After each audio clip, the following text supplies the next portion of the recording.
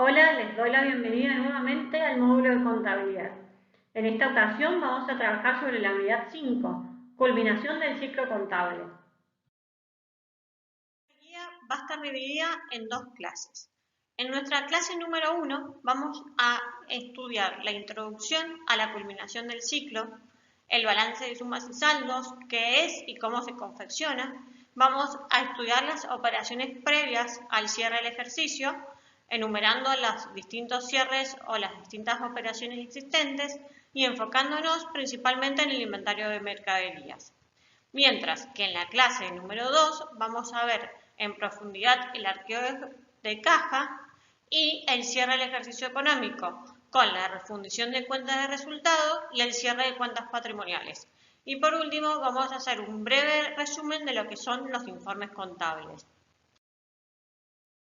Vamos a analizar la culminación del proceso contable.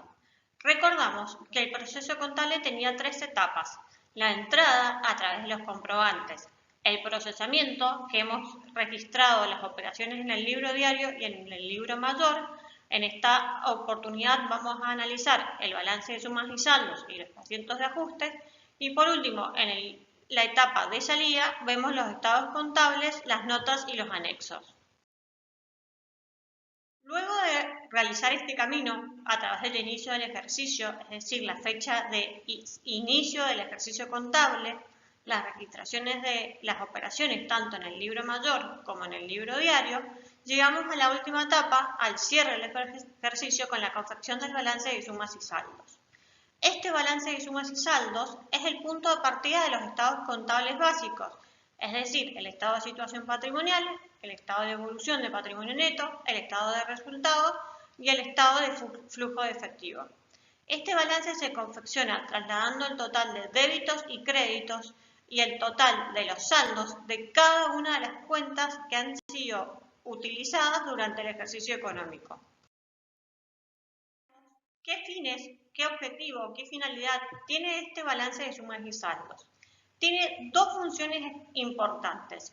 En primer lugar, corroborar la correcta aplicación del método de la partida doble, detectando errores, ya sea tanto de la registración en el libro diario, porque podremos haber hecho un asiento en el libro diario que no cumpla el principio de la partida doble, y esto va a afectar en el balance de sumas y saldos, el total de los débitos y créditos no va a coincidir y nos va a demostrar o nos va a mostrar que hay un error en una registración. O también el error puede haber venido de haber efectuado el pase incorrectamente al asiento mayor. Otro de los datos que nos va a permitir comprobar es si el total de los saldos deudores coincide con el total de los saldos acreedores, que siempre deben coincidir teniendo en cuenta el método de la partida doble. Que si bien tiene estas finalidades, el balance también tiene algunas limitaciones. Podemos nombrar las siguientes. En primer lugar, un error de registración original, que es cuando ambos lados de una transacción incluyen la cantidad equivocada. Por ejemplo, si se registra una factura de compra por un monto incorrecto, esto provoca una registración de débito incorrecta y una registración incorrecta del crédito. Otro error sería el error de omisión, que es cuando una transacción se omite completamente de los registros contables. Al haberse omitido completamente, esto no influye ni en los débitos ni en los créditos. Un tercer error sería el error de cuenta, que es cuando las registraciones se hacen en la cantidad correcta y en el lado apropiado, ya sea en el debe y en el haber, pero una o más registraciones se hacen en la cuenta equivocada del tipo correcto. Por ejemplo, si al comprar mercaderías en cuentas corrientes se utiliza la cuenta acreedores varios, que representa un pasivo, pero lo correcto sería registrarlo en la cuenta proveedores, que también es un pasivo. Otro podría ser la compensación de errores, es decir, varios errores no relacionados que individualmente conducen a un desequilibrio, sino que juntos se anulan mutuamente. Y por último podemos hablar de un error de matorización, es decir, la registración del libro diario se hizo correctamente, pero al mayorizarlo hubo un cambio en la cuenta contable en la que se mayorizó, sin afectar esto a los totales, ni débitos ni créditos, y tampoco a los saldos. Entonces, en el balance, este error de matorización no será observado. Para la confección de este balance de sumas y saldos debemos partir de nuestros registros mayores. Debemos mayorizar todas las cuentas que han sido utilizadas durante el ejercicio y estos mayores deben estar completos. Quiere decir que deben tener sus tres partes: los movimientos, que provienen de las registraciones del libro diario, los totales de los débitos y los créditos y por último el saldo. Este balance de sumas y saldos va a tener 6 columnas. En primer lugar, clasificamos a la cuenta que estamos trabajando, recordando que pueden ser cuentas de activo, de pasivo, de patrimonio neto, de resultado positivo o resultado negativo. Esta clasificación es importante porque nos va a poder demostrar que el saldo que hemos determinado es correcto, ya que recordamos que las cuentas de activo y de resultado negativo tienen saldo deudor o bien pueden estar saldadas, mientras que las cuentas de pasivo, patrimonio neto y resultado positivo tienen saldo acreedor o pueden estar saldadas. Luego de clasificar, ponemos el nombre de la cuenta, las sumas debe y haber, que son los totales del mayor de los débitos y los créditos, y por último el saldo, que será deudor, acreedor o estará saldada. Vamos a analizar tres cuentas. En primer lugar, estudiamos la cuenta caja, que es una cuenta de activos. Y del mayor traemos que la suma del debe es 92.500 pesos y la del haber es 11.960, teniendo un saldo deudor de 80.540, que es correspondiente a ser una cuenta de activo. En segundo lugar, analizamos la cuenta proveedores, que tiene dos movimientos, un débito y un crédito por 24.500 pesos. Esto quiere decir que esta cuenta está saldada, tiene saldo cero. Quiero enfocarme en esta cuenta en particular porque a veces al tener una cuenta saldada consideran que la misma no debe ser trasladada al balance de sumas y saldos, y eso es incorrecto, porque independientemente del saldo, toda aquella cuenta que ha sido utilizada debe registrarse en este balance de sumas y saldos. Y por último, analizamos la cuenta luz, gas y teléfono, que en este caso solo tiene un movimiento de 680 pesos de un débito. Registramos en este mayor el movimiento, la suma y el saldo. Es importante recalcar que por más que haya un solo movimiento y sean 3 veces el mismo valor de 680 pesos, un mayor correctamente registrado tiene las tres partes. Llevamos estos datos a nuestro libro de balance de sumas y saldos. En este balance de sumas y saldos es importante remarcar los dos conceptos previos que habíamos visto. En primer lugar, que el total de las sumas debe coincidir en el debe y el haber. Esto nos demuestra que la partida doble ha sido cumplida en las registraciones del libro diario. Y por otro lugar, el total de los saldos coincide deudor y acreedor, demostrando que todas las operaciones registradas en el diario han sido correctamente mayorizadas. Ahora vamos a analizar las operaciones previas al cierre contable. Habíamos establecido el inicio del ejercicio, habíamos registrado las operaciones del libro diario y en el libro mayor, confeccionamos el balance de sumas y saldos y llegamos a la etapa de operaciones previas al cierre contable. ¿Qué son estas operaciones previas? Son trabajos preparatorios que permiten chequear y mejorar la información que se puede obtener del sistema contable, ya que si bien la contabilidad registra las operaciones, la misma no está exenta de errores. Y debemos recordar que la realidad siempre debe quedar registrada independientemente de lo contable. Entonces, esto nos permite detectar errores y hacer las correcciones correspondientes. Hay 5 operaciones que vamos a analizar. En primer lugar, el archivo de fondos y valores, que será detallado posteriormente. En segundo lugar, tenemos el inventario de las mercaderías. En tercer lugar, tenemos la verificación de todos los bienes de uso, que consiste en ir a contar físicamente nuestros bienes de uso, pudiendo ser estos rodados, maquinarias, elementos de computación, entre otros. Y lo que hacemos es comprobar el estado en el que mismo está y procedemos a registrar la amortización de los bienes, que es decir, registramos la pérdida de valor que han sufrido nuestros bienes de uso por distintos motivos. Otro de las operaciones previas es la depuración de deudores, que esto consiste en tomar el total de los deudores por ventas y registrar o analizar el estado de estas deudas, ya que podemos encontrar que tenemos deudores morosos, es decir, aquellos que no han cumplido en tiempo y forma sus obligaciones. También podemos encontrar deudores en gestión judicial, a los que les hemos hecho un reclamo en la justicia para el cobro de las deudas, o también aquellos deudores incobrables que por distintos motivos no vamos a poder cobrar y debemos registrarlo en la situación que corresponda. Y por último tenemos la conciliación bancaria, que consiste en comparar los saldos contables con los saldos que surgen del extracto bancario. Y esto nos permitirá realizar algunos ajustes según la información brindada por el banco.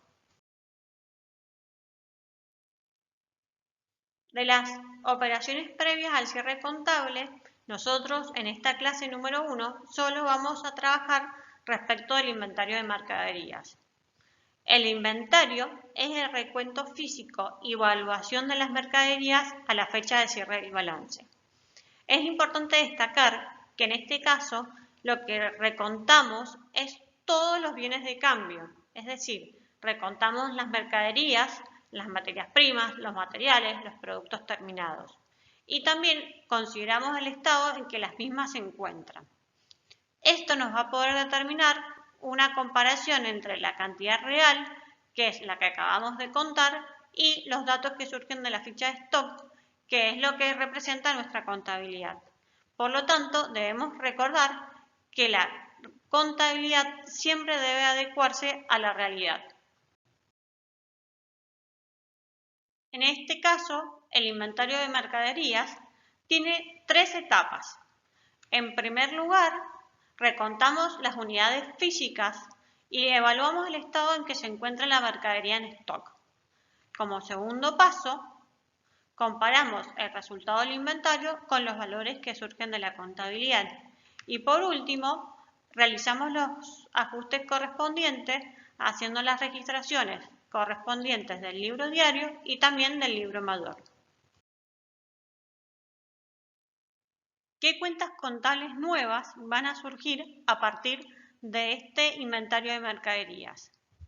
En primer lugar, vamos a encontrar la cuenta mermas y roturas, que es una cuenta de resultado negativo y refleja aquel valor de la mercadería que la misma se encuentra deteriorada o con mermas, es decir, aquella parte de la mercadería que ya no vamos a poder vender y que por lo tanto representa una pérdida para nuestra empresa. Otra de las cuentas que van a aparecer se denomina falla de stock y esta es una cuenta muy particular porque puede ser de resultado negativo o resultado positivo. ¿Y de qué va a depender esto? Siempre comparando la cantidad real con la cantidad contable nos va a permitir determinar si la misma es una pérdida o una ganancia. Y por último tenemos esta cuenta que se llama mercadería deteriorada, que es una cuenta de activo. Representa el valor de aquella mercadería que aún se puede vender, pero que por distintos motivos se va a vender a un precio menor por tener una parte en mal estado. Por ejemplo, suele pasar cuando vemos ropa de segunda marca o ropa que tiene algún desperfecto, la misma se vende a menor precio por el desperfecto. Entonces, esta se denomina mercadería deteriorada. Veamos un ejemplo donde llevemos a la práctica un caso de inventario de mercaderías. En este caso, dice que la contabilidad de la empresa surge que al momento de cierre, la empresa cuenta con un saldo de la cuenta mercadería de 4.950 pesos, que corresponden a 110 unidades a un precio unitario de 45 pesos. Como resultado del inventario, detectamos la existencia de 100 unidades que se encuentran en óptimas condiciones, 8 totalmente invendibles y 4 con un deterioro del 10%. Hacemos nuestras comparaciones entre los datos contables y el inventario y detectamos que contablemente tenemos 110 unidades. Del inventario encontramos 100 en óptimas condiciones, 8 invendibles, 4 con un deterioro del 10%, por lo tanto en total hemos contado 112 unidades. Analizamos ahora por cada uno de los conceptos. Por las diferencias de stock, comparamos el saldo contable de unidades 110 versus el saldo inventario 112, encontramos una diferencia de 2 unidades denominadas fallas de stock. En este caso, como hemos encontrado más unidades contabilizadas, sería una falla de stock como un resultado positivo. Las mismas habíamos dicho que valían 45 pesos cada unidad. Entonces, el asiento sería reconocer las 2 unidades de mercaderías que estaban sin registrar y la diferencia sería una falla de stock como un resultado positivo. Ahora analizamos la parte de la mercadería invendible.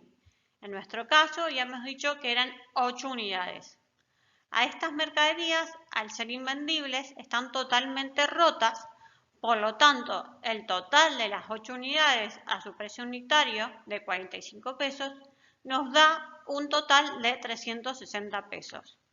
Si lo registramos esta pérdida en mermas y roturas por 360 pesos y en los créditos vamos a registrar la salida de esta mercadería que no está en condiciones de ser vendida por el mismo valor. Entonces, el asiento sería mermas y roturas a mercaderías. En último lugar, dejé la parte de la mercadería deteriorada, que establecimos que eran 4 unidades deterioradas en un 10%. En este caso, cuando tenemos un porcentaje de deterioro, van a abrirse el asiento con 2 cuentas contables, las mermas y roturas y por otro, mercaderías deterioradas.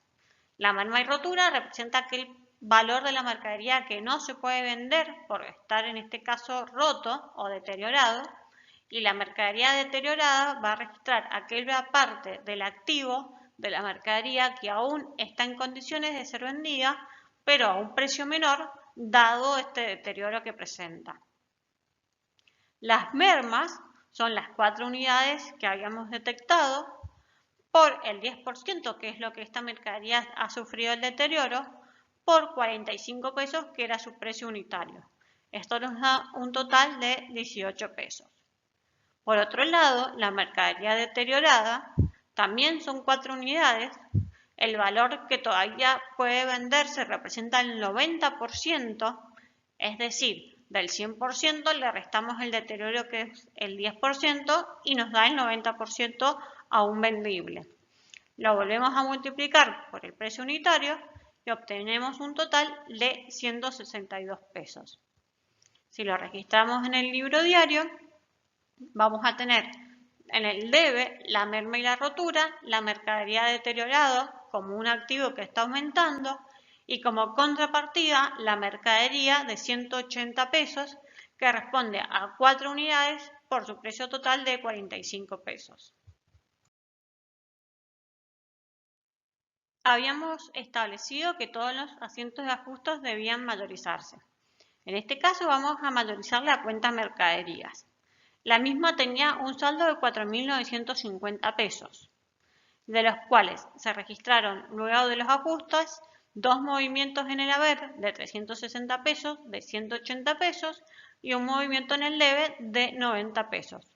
Volvemos a determinar la suma de los débitos y los créditos, siendo en este caso el total de los débitos 5.040 y el total de los créditos 540. Volvemos a determinar el saldo, que en este caso es 4.500 pesos, que debe reflejar las 100 unidades a 45 pesos, que eran las que se encontraban en óptimas condiciones. Si quisiéramos, también podríamos hacer estos asientos en un solo asiento que reuniera todos los ajustes. En este caso, debitaríamos la cuenta mermas y roturas y mercadería deteriorada y acreditaríamos la cuenta mercaderías y fallas de stock. La cuenta mermas y roturas, en este caso, estaría representada por las 8 unidades invendibles más las 4 unidades que tienen un deterioro del 10%. La mercadería deteriorada estarían registradas las 4 unidades al 90% por su precio unitario, las fallas de stock por las 2 unidades existentes de más y la mercadería sería por la diferencia entre estos conceptos. Procedemos a su registración en el libro mayor y también vamos a obtener por último un saldo de 40.500 pesos que representan a las 100 unidades a 45 pesos. Hasta acá hemos llegado a nuestro fin de la teoría. A continuación ejercitaremos prácticamente lo visto hasta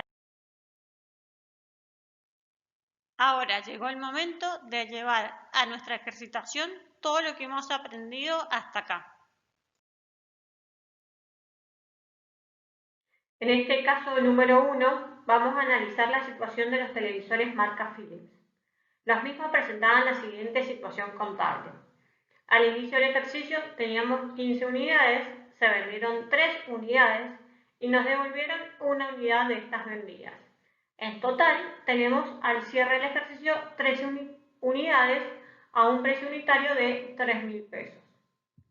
Respecto al inventario encontramos los siguientes. En buenas condiciones encontramos 11 unidades. Encontramos una unidad totalmente deteriorada, es decir, totalmente rota, y en total encontramos 2 unidades. Contablemente teníamos 3 unidades, o sea que tenemos una diferencia de una unidad. En este caso sería una falta de stock como resultado negativo. La mercadería rota se registra en la cuenta mermas y roturas, que es una unidad por el precio unitario de 3.000 pesos. Entonces, el asiento contable, haciéndolo unificadamente, quedaría mermas y roturas por 3.000 pesos, fallas de stock por 3.000 pesos, a mercaderías por 6.000 pesos. En este caso número 2 vamos a analizar los televisores de marca TSL, que arrojan la siguiente información. Desde el punto de vista contable, la única operación registrada han sido la compra de 10 unidades. Respecto al inventario, encontramos 8 unidades en óptimas condiciones, 2 unidades con un deterioro de un 10%. En total hemos encontrado 10 unidades, al igual que lo que surge de la contabilidad. Con las unidades deterioradas vamos a encontrar la cuenta mermas y roturas y por otro lado la cuenta mercaderías deterioradas. Contablemente, el valor de estas registraciones, las mermas y roturas, van a ser 2 unidades por el 10% por su precio unitario de 3.500 pesos. Y la mercadería deteriorada van a ser 2 unidades por el 90% por 3.500 pesos. Entonces, nuestra registración en el libro diario van a quedar mermas y roturas por 700 pesos, mercadería deteriorada por 6.300 pesos y en el haber mercaderías por 7.000 pesos. Analizamos ahora este caso número 3. Establece lo siguiente.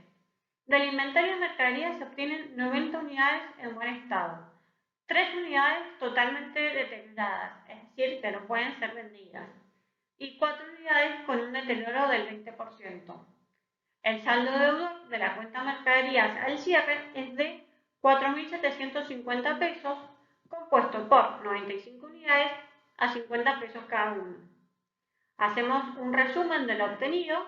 Decimos que el saldo contable son 4.750 pesos. Del inventario encontramos 90 unidades en óptimas condiciones, 3 unidades deterioradas en un 100% o totalmente invendibles, 4 unidades con un deterioro del 20%. En total, encontramos 97 unidades que, comparándolas con las 95 unidades que establecían la contabilidad, encontramos que hay una diferencia de 2 unidades correspondiente a la cuenta contable fallas de stock. Analizamos ahora punto por punto lo encontrado hasta el momento.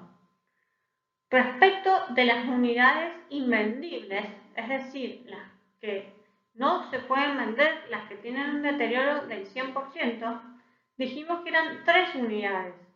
Esas unidades valen 50 pesos cada una. Entonces la registración sería mermas y roturas a mercaderías. Por otra parte, establecimos que habían 4 unidades con un deterioro del 20%. Ahí habríamos mermas y roturas y mercadería deteriorada. Mermas y roturas representan el 20% del total de la mercadería. Entonces serían 4 unidades por el 20% por 50 pesos, que es su precio unitario, y nos da un total de 40 pesos. Mientras que la mercadería deteriorada son 4 unidades por el 80% por 50 pesos de su precio unitario, es decir, un total de 160 pesos. Entonces, en este caso, la registración quedaría mermas y roturas debe por 40 pesos, mercadería deteriorada se debita por 160 pesos y se acredita la cuenta mercaderías por 200 pesos.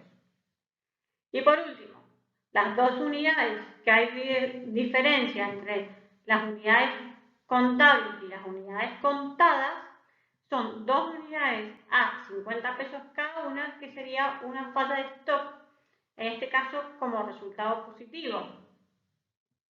Entonces el asiento quedaría registrado mercaderías a faltas de stock por 100 pesos. Registramos todos esos movimientos en nuestro libro mayor de la cuenta mercaderías, volvemos a hacer la suma de débitos y créditos y calculamos el saldo final de la cuenta mercaderías, que son 4.500 pesos a las 90 unidades a 50 pesos. Si lo hiciéramos en un asiento único, como en este caso, el asiento quedaría mermas y roturas por 190, mercaderías deterioradas por 160 pesos, a mercaderías 250 pesos y a fallas de stock por 100 pesos.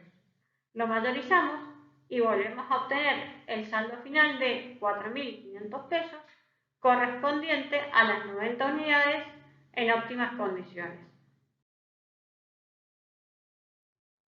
Hemos terminado nuestra clase número 1 de la unidad 5. Estaremos en clases para cualquier